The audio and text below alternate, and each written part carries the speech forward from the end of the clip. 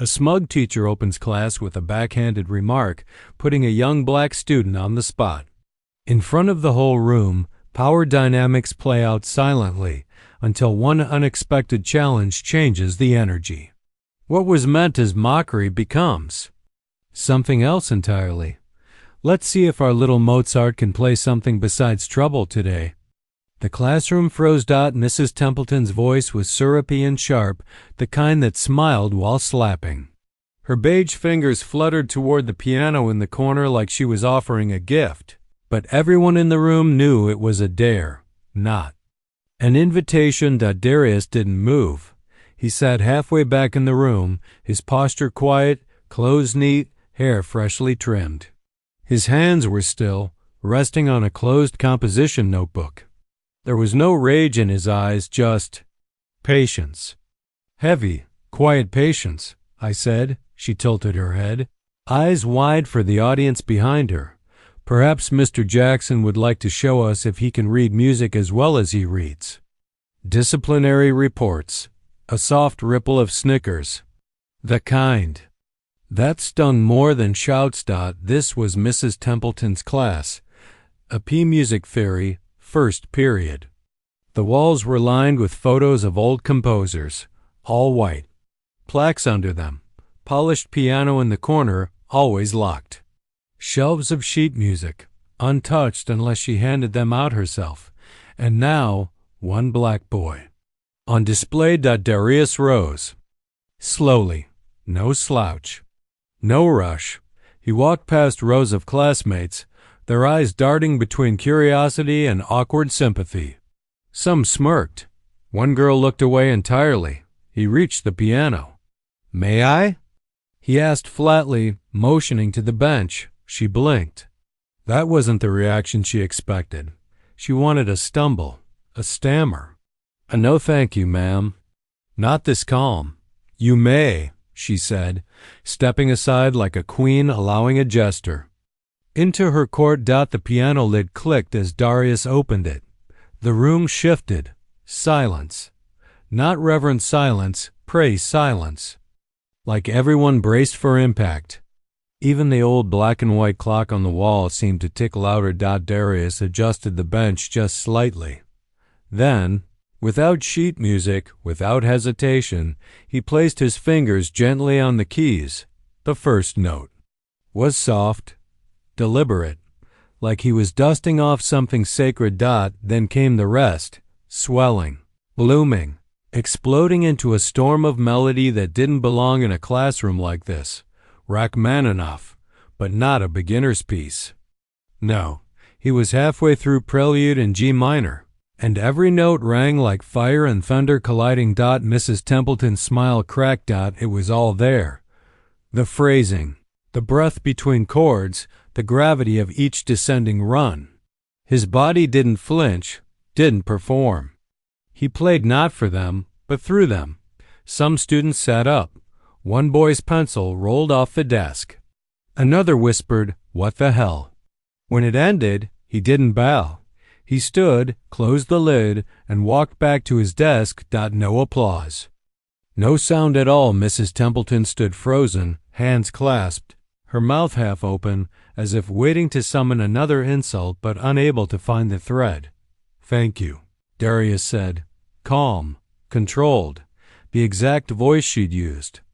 But with weight. The bell rang like it had been waiting to. Students shuffled out slowly, not speaking.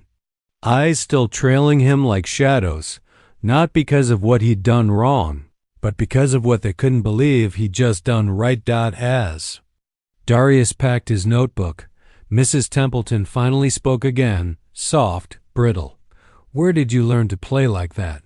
He looked up. "My mom taught me. When she wasn't cleaning your husband's office." He didn't wait for her reply. Just walk out, slow and upright, the way someone does when they've already won the conversation you thought you controlled. Darius walked home alone. He always did. The school bus passed him twice, spring roadside. Dust in his face, but he didn't wave. The walk was where he cleared his head. Steps ticking like metronomes through cracked sidewalks, and the distant hum of a city that never quite looked at boys like him. Inside his headphones, choppin'. Inside his chest, silence. He lived in an aging apartment on the east side. 3rd floor, peeling paint. Mama's favorite plant on the windowsill, leaning toward the sunlight like it still believed in good days. She used to say music was the only thing that never lied to her, so she made sure her son learned the language young. He didn't take lessons. They couldn't afford them. Instead, Mama worked nights, cleaned law firms, courthouses, church basements, whatever paid. Darius practiced on a busted keyboard they found at a church rummage sale. Half the keys stuck. The key sharp never worked. He made it work anyway. By 10, he was rearranging classical sonatas by ear. By 12, he was composing in the margins of library books. Now at 16, he had more talent than most conservatory seniors. But no one had asked Dot at school. He kept his head down. He wasn't invisible. He was just tired of being seen wrong. The kind of seen that made you a suspect before a student. The kind that turned your voice into an attitude. Your confidence and arrogance. Your silence into guilt. And Mrs. Templeton?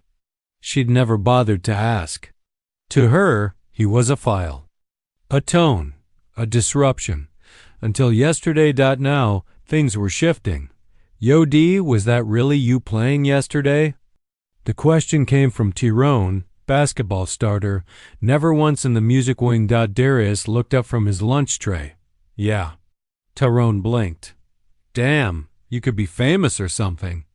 Darius shrugged, then pushed his mashed potatoes into the corner of the tray. You taking lessons somewhere? Nah. That reply landed harder than expected. Even Coach Garcia paused in the hallway that day when he heard the piano room open during lunch. Darius sat alone again. But this time, a few heads tilted toward him, noticing, wondering. Back in class, Mrs. Templeton was different. Her posture straightener. Her tone was sharper, like she was auditioning for control again. Class, today we'll be discussing key modulation. Page 86.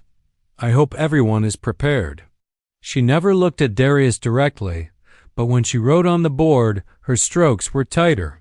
When she spoke, her voice rose an octave too high. During theory drills, she avoided calling on him until it became too obvious. Darius, she said finally, holding out a chord progression worksheet. Would you enlighten us? He took the paper, scanned it once, and gave her a quiet answer. That's a deceptive cadence resolving from V to Vi in the key of G major. You might expect a V to I, but the composer wanted to soften the landing. Mrs. Templeton blinked again. He didn't just give the right answer. He gave her back the language she'd always claimed as her own. When the bell rang, she stopped him at the door. You've never submitted any performance portfolio, she said, arms folded. Why? No one asked for one, he replied. And the piano yesterday, why now? He looked her in the eye for the first time. You dared me to. And then he left again. That night, in her apartment lined with leather-bound anthologies, Mrs. Templeton sat at her baby grand. She opened a familiar piece, the same Rachmaninoff Darius had played. Her fingers faltered. She couldn't make it past the second page. She slammed the lid down, and in that moment, alone in her polished silence, she realized this boy hadn't embarrassed her. He'd exposed her. Yo, that the kid Mrs. T tried to humiliate? Nah, bro, that's the one who played her. By third period Monday, Darius Jackson wasn't just a name on a roll call. He was a hallway headline, a walking contradiction. In their eyes, the quiet kid who could outplay the teacher, the kid who never bragged, but now carried the air of someone impossible to ignore. Phones buzzed. Clips floated. A few students had snuck a video that day, even though phones were banned. Now it was everywhere. Grainy footage, but the sound was real, rich, immovable. They called it the Rachmaninoff roast. In the locker room, someone said, "Bet Mrs. T cried in her car." In the teacher's lounge, they used softer words. "Talented boy, clearly," one muttered, sipping coffee. "Still," said another, "he could have shown some humility.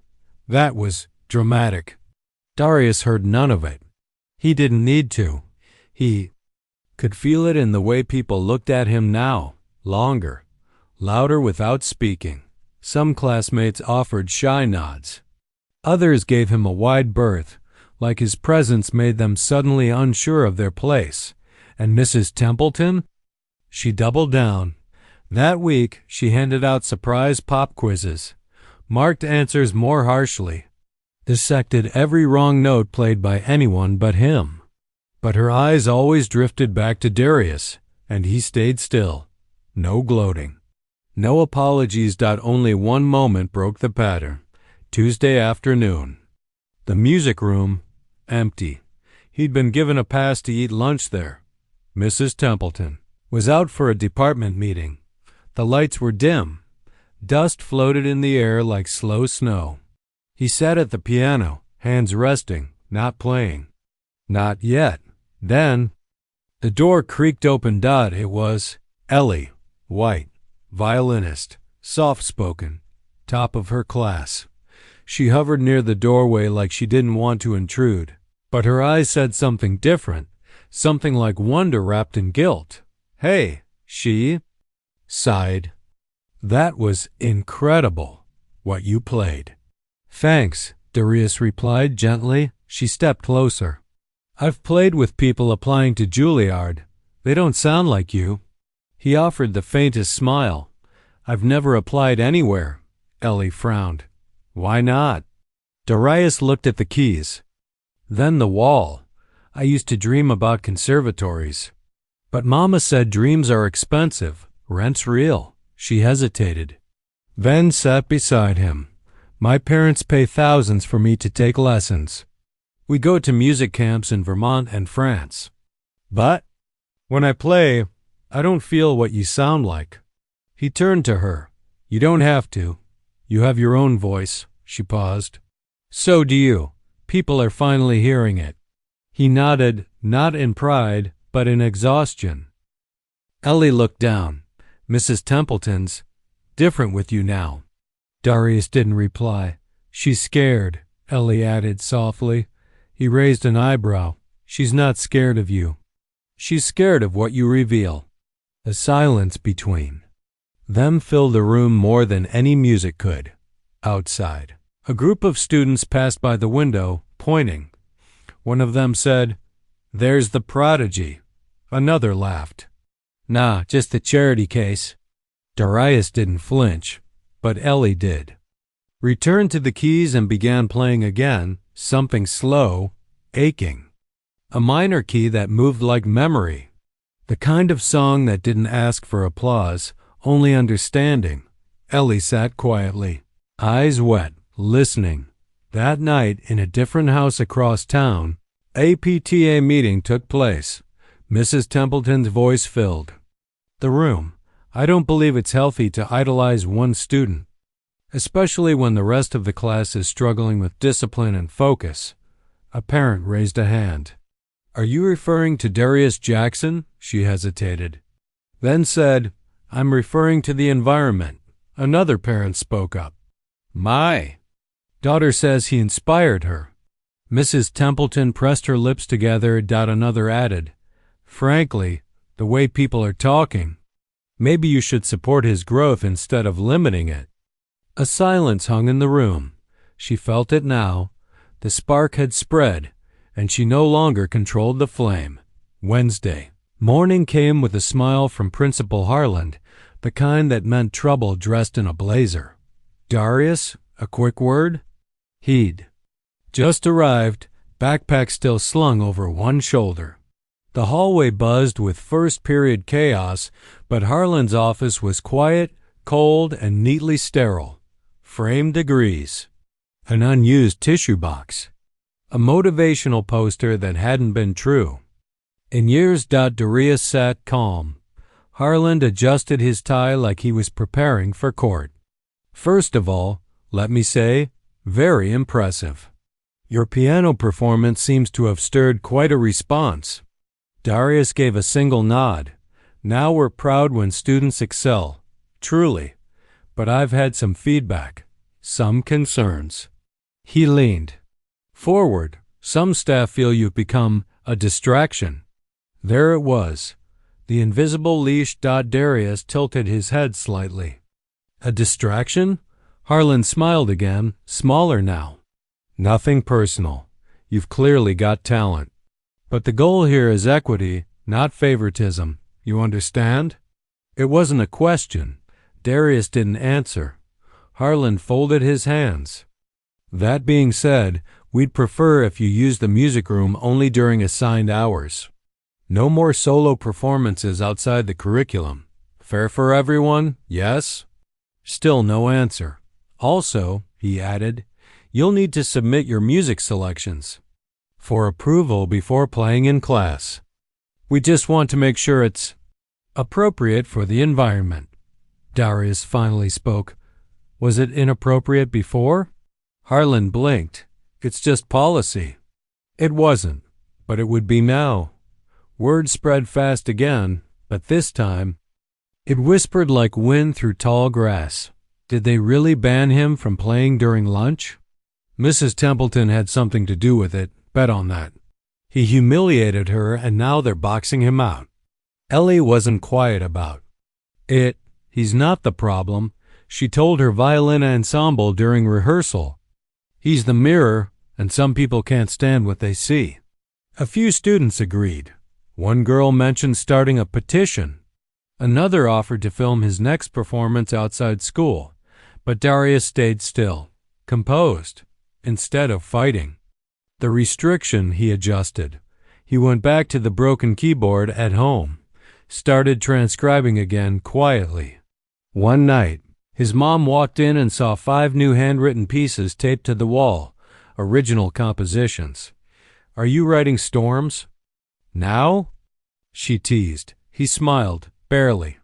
They write themselves, Ma. She touched his shoulder. Let the world hear them. Back at school, Mrs. Templeton was taking attendance when a knock came. A tall woman in a gray suit stood at the door. Apologies.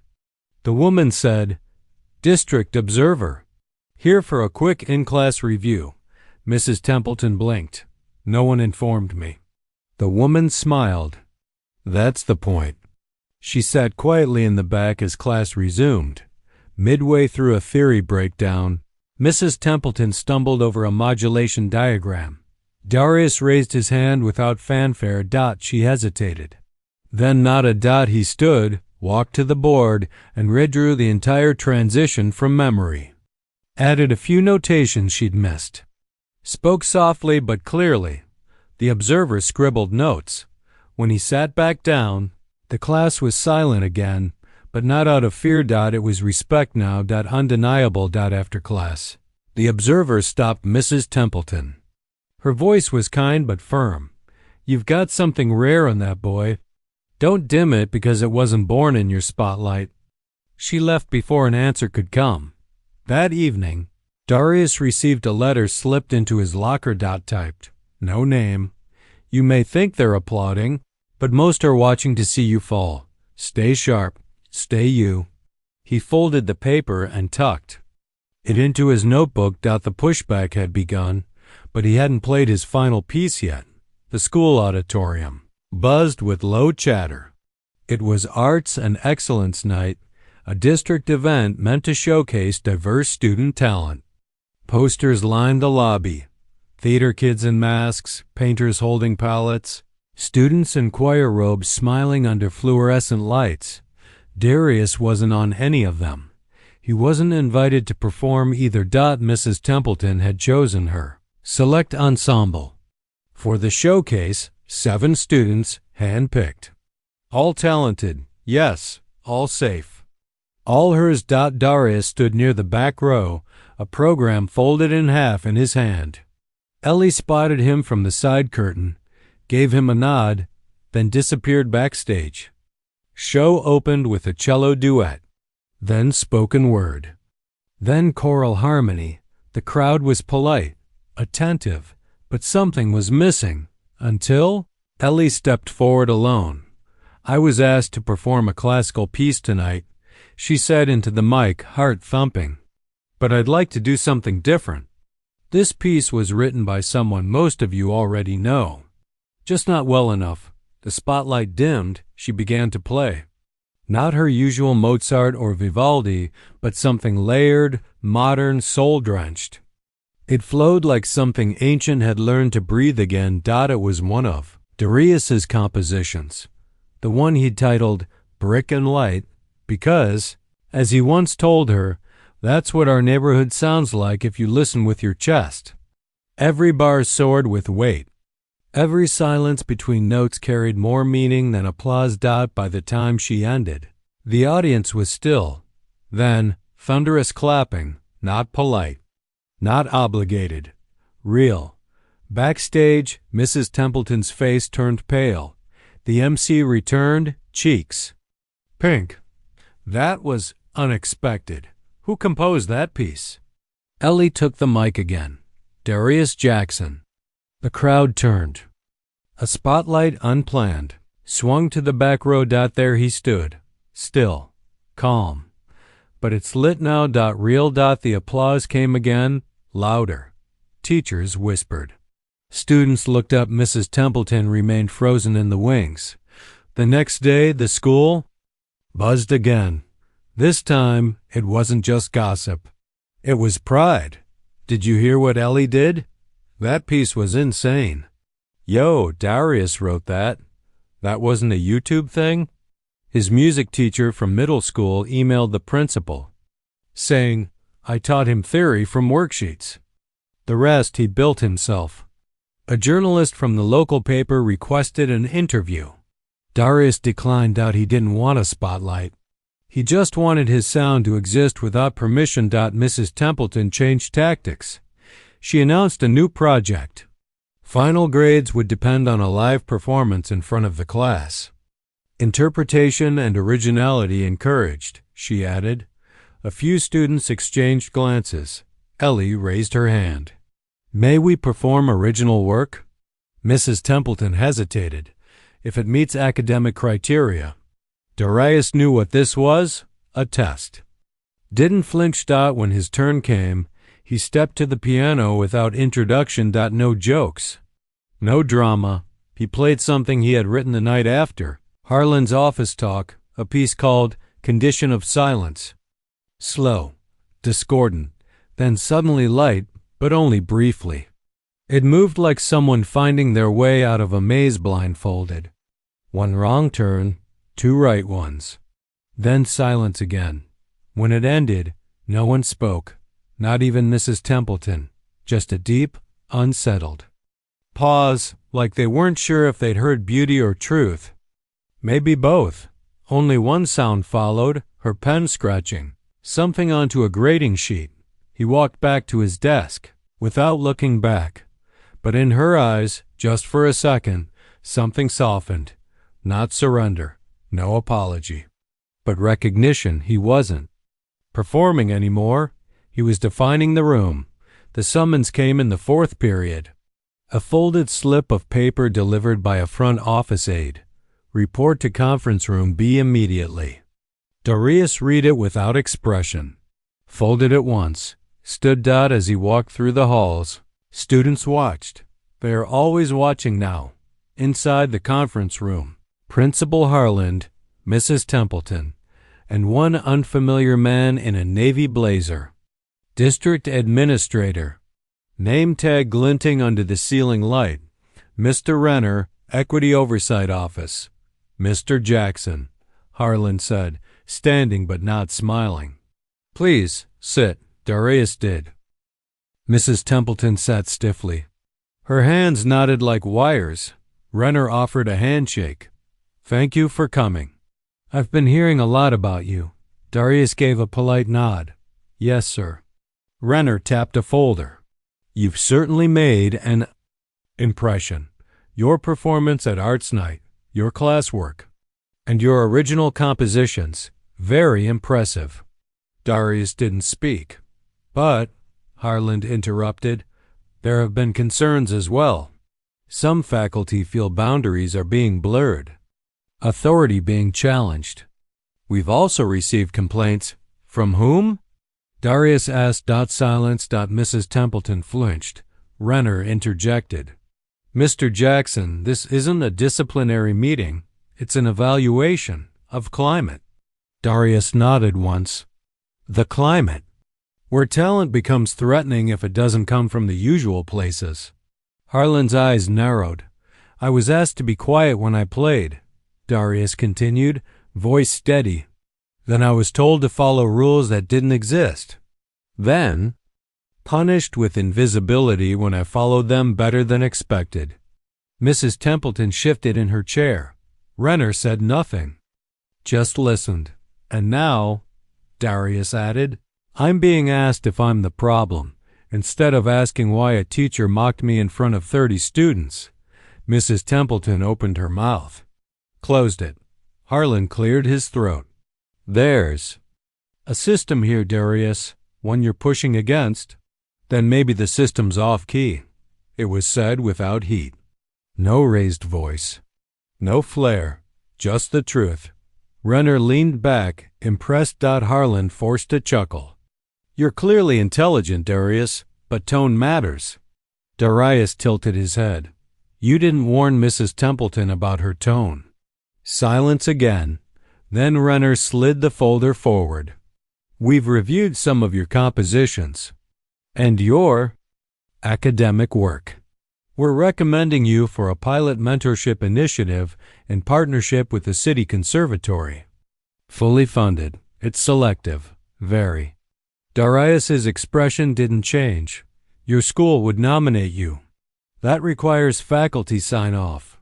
Mrs. Templeton looked up. Her eyes met his. Not hate, not fear, just lost. He had risen without her, and now, to stay in control, she had to approve the very thing she tried to erase.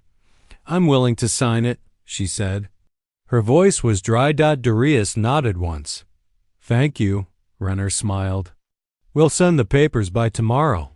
Harland gave a tight nod. "We appreciate your professionalism, Darius." He stood and left without another word. The next day, Mrs. Templeton placed the signed form on his desk. No note, no words, just ink and silence. As she walked away, he finally spoke. "I never hated you." She paused. "Didn't turn. I just stopped needing your permission." And with that, he went back to scribbling music in the margins of his notebook. A quiet boy with a storm behind his fingers. Saturday. Downtown. Marble stairs. Red brick arches. The Metropolitan Conservatory of Music wasn't a place kids from Darius's neighborhood visited, let alone entered through the front door. Yet here he was. Clean white shirt. Pressed slacks. Shoes polished so hard they reflected streetlight halos. His mom walked beside him, wearing her only pair of heels and a borrowed purse. She kept squeezing his arm, like making sure this wasn't a dream. Inside the conservatory, everything gleamed. A showcase recital was in full swing, part of the city's mentorship program. Every performer had been selected from public schools. Each played one piece. Small crowd. Judges in the second row. Admission scouts from the state college were tucked near the back. No grades, no trophies. Just recognition. When Darius's name was called, something shifted in the room. Not because of who he was, but because of how he walked. Calm, straight-backed, no hesitation. He sat at the Steinway, real ivory, smooth as silence, and took a breath. Then began. He didn't choose. Rachmaninoff, or Chopin, or anything borrowed. He played his own piece, one he titled Permission Not Needed. The first notes were sharp and bare, like nails on wood. Then softness, grief, then fight again. The piece unfolded like a story with no words. rage hidden beneath restraint, beauty struggling through barriers. A chorus of ghosts that never got to speak, finally finding breath. By the midpoint, even the judges had put down their pens. His mother sat frozen, hand to her mouth. When he finished, he didn't look up right away. He let the silence sit, then rose, bowed once, and left the stage. No need for applause, but it came anyway. Not loud, deep. The kind of clapping that starts slow but refuses to stop. It echoed across the tall ceiling like something sacred had just happened. Backstage, 2 scouts waited. Both wanted to meet him. A conservatory professor handed him a card. "Call me.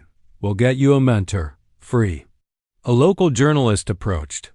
"Would you let us do a piece on your story?" He shook his head. "No story," he said softly. "Just music." By Monday, the article still ran, even without his quotes. Teen composer stuns conservatory audience, local. High school student turns heads with original masterpiece. His name was printed. His photo, grainy but clear, placed just above the fold. At school, the reaction was immediate. Teachers nodded. Some stopped him in the hall just to shake his hand. Students stared like they were seeing someone famous walk by. Tyrone shouted from the gym door, "Jack for president!" Even Coach Garcia chuckled.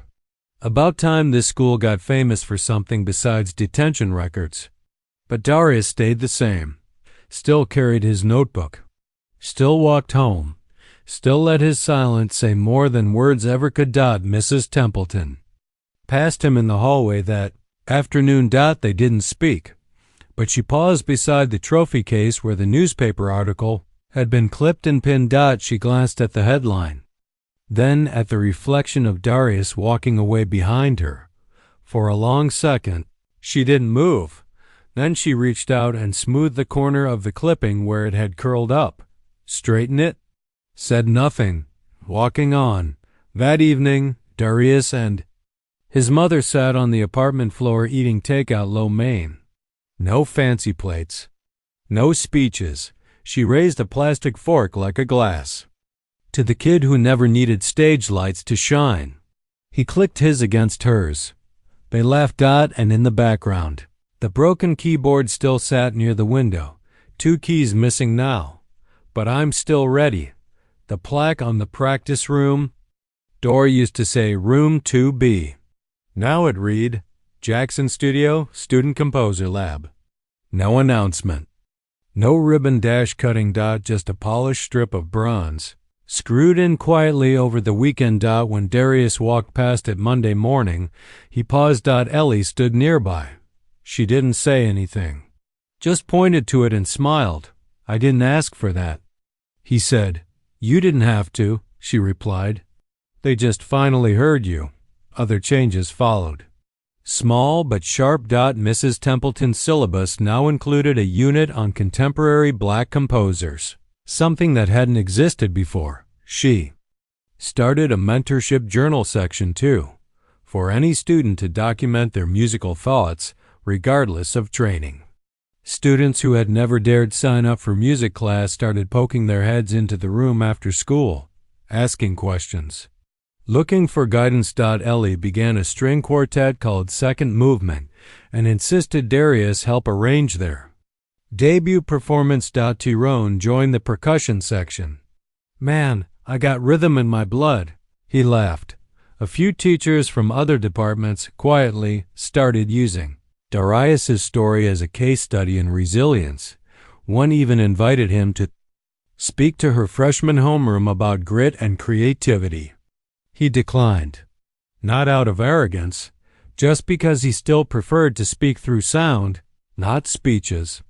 One morning, he walked into the music room early. Mrs. Templeton was already there, tuning the piano. She looked up but didn't flinch this time. New strings, she said. It needed attention. He nodded once. It always did. There was no apology in her voice. But there was no dismissal either. Just 2 people in a room now instead of a ruler and subject. I added one of your pieces to the listening list, she said. The one Ellie performed. He raised an eyebrow. She almost smiled. It fits the unit of form-breaking composers. That was all, but it was enough. Later that week, a freshman girl, tiny, wide-eyed, carrying a tattered violin case, waited outside the music room after hours. Darius was heading out when he noticed her. You need something? She nodded, hesitant. My brother said you help people with music. Darius didn't react. She added, I don't read music well, but I hear it all the time in my head. It won't stop.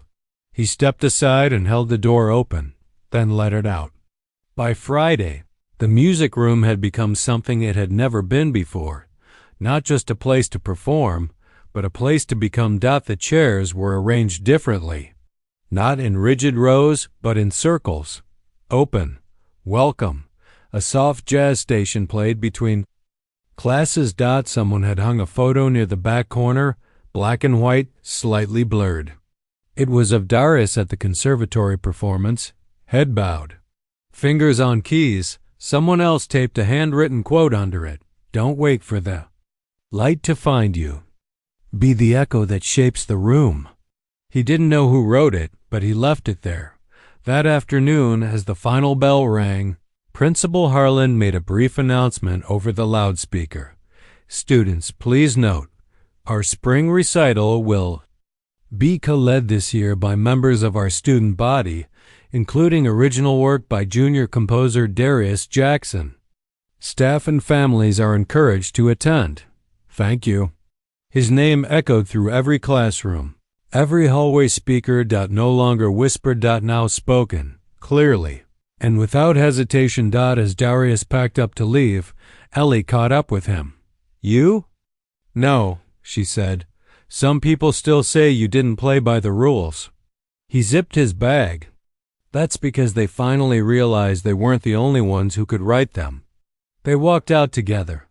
The halls were quieter now, but somehow more alive. Behind them, in the music room, the last notes of a student's trumpet warmed up and spilled into the air. A new voice. A new attempt, and Darius didn't need to look back to know. Something had shifted, and it wouldn't be shifting back. It started with a whisper. Did you hear? Someone reported Darius to the board.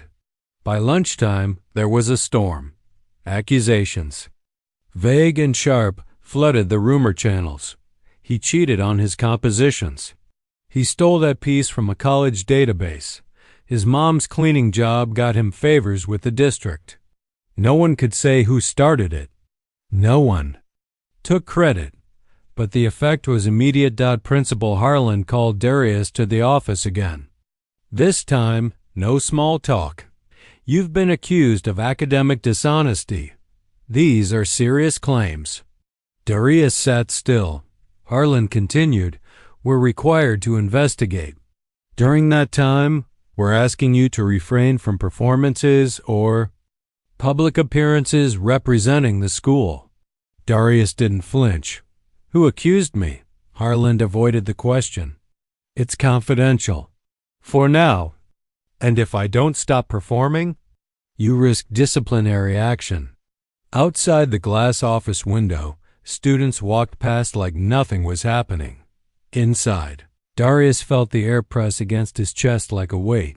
He didn't go to music class that day, didn't write, didn't speak much at all. By evening, he sat at the edge of his bed, staring at the broken keyboard near the window. His fingers hovered over the dead C-sharp key. He tapped it once. Nothing. It was the same sound the world was trying to press onto him again. Nothing. His mom sat down beside him, quiet. You're not broken, she whispered. I'm tired, he replied. Of proving it, she nodded. Then, stop proving. Just keep being. The next morning, Ellie waited at the school gate. She walked with him silently to the front doors. No questions. Inside, something was different. A printed sign was taped to the music room door. Support Darius. Art isn't cheating. Another said, You can't steal what you invent. Students had started writing messages on sticky notes, leaving them on his locker. Your music got me through stuff I never said out loud. I don't even like classical, but your stuff is different. You already changed this place. No matter what they say. Even Tyrone, who barely passed English, wrote, "They're scared 'cause you play truth." But the most surprising moment came in the first period. Mrs. Templeton stood before the class. No music sheets.